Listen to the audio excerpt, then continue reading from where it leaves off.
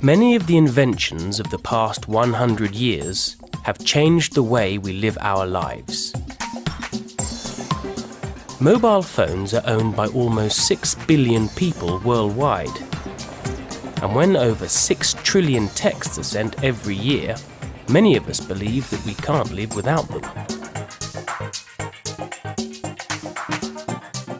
People are always trying to think of the next big invention that's going to change the world.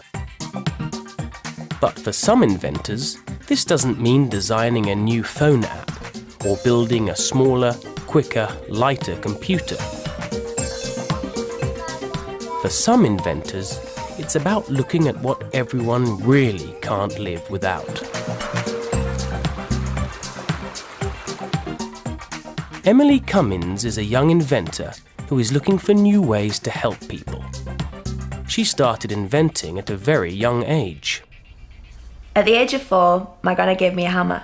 I used to spend hours with him in his shed at the bottom of the garden. As I got older, he would teach me about the different properties of materials and how to use the tools and the machinery in his shed. While she was still at school, Emily designed a new type of fridge. But her fridge doesn't look like the ones that most of us have in our kitchens. It's designed to be used in areas where there isn't any electricity. I spent a lot of time researching how to redesign the refrigerator. I realised that people in Africa weren't able to store food and medicine because they didn't have access to electricity or refrigerators. The design was very simple. A small cylinder inside a larger one. You put your food or medicine in the small cylinder.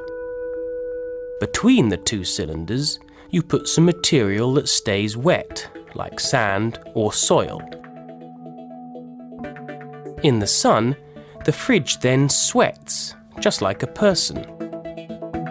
The water evaporates and pulls the heat out of the small cylinder, and the contents stay cool. The fridge was designed so anyone anywhere could make it, with simple tools and materials.